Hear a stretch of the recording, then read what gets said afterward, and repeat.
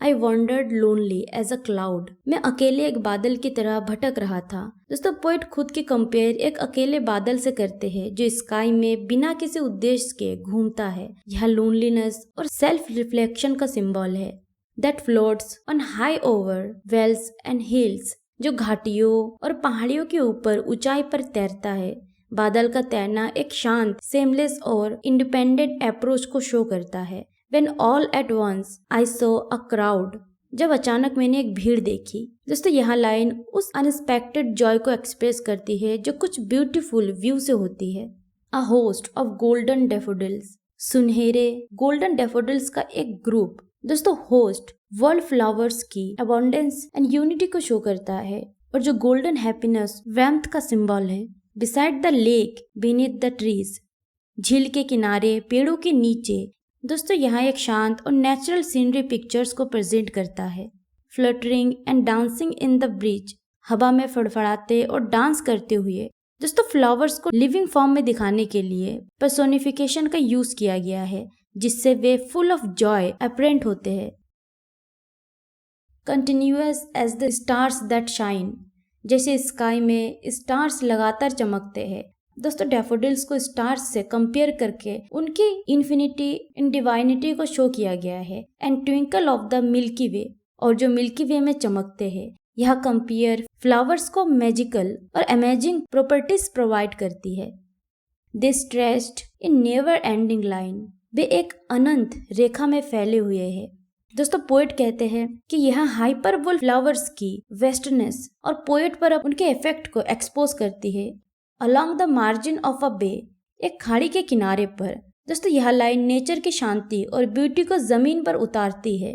10,000 so I at a glance, मैंने एक नजर में 10,000 देखे। दोस्तों, फूलों के नंबर्स पोएट को शॉक्ड कर देती है, जिससे उनकी इमोशंस और गहरी हो जाती है।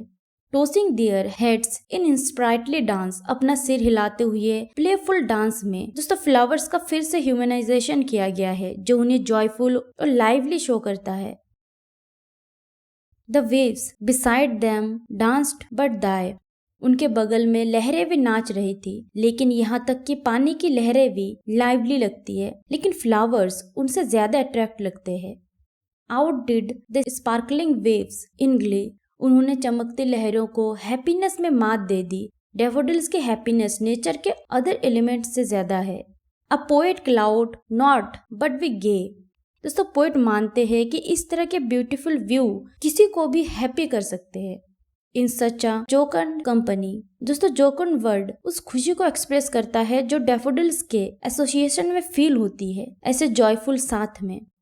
आई gazed and gazed but little thought, मैं देखता रहा और देखता रहा, लेकिन कम ही सोचा। गेज्ड, दोस्तों, गेज्ड के रिवीजन से पोएट के वंडर और सेंस में डूबने को शो किया गया है।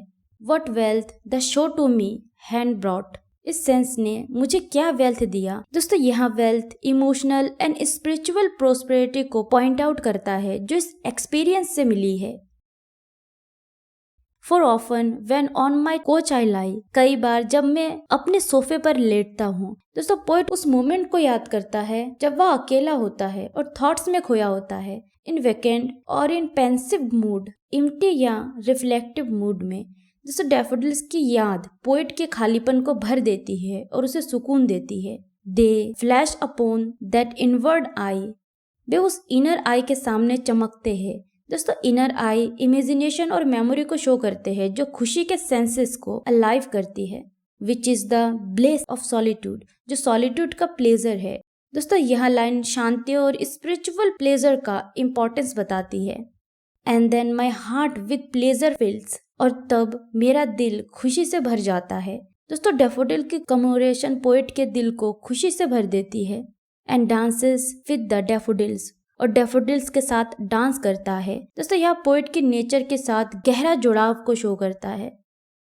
दोस्तों, विलियम वर्ड्सवर्थ की I wandered lonely as a cloud, जिसे द डैफोडिल के नाम से भी जाना जाता है, पॉसिबली उनकी सबसे फेमस लिरिकल कंपोजिशन है। यह पोयम 1804 में लिखी गई थी, जो 15 अप्रैल 1802 की एक इवेंट से इंस्पायर थी, जिसमें वर्ड्सवर्थ और उनकी सिस्टर डोरेथी इंग्लैंड के लेक डिस्ट्रिक्ट में ट्रैवल करते टाइम डैफोडिल्स की एक लॉन्ग बेल्ट के पास आए थे।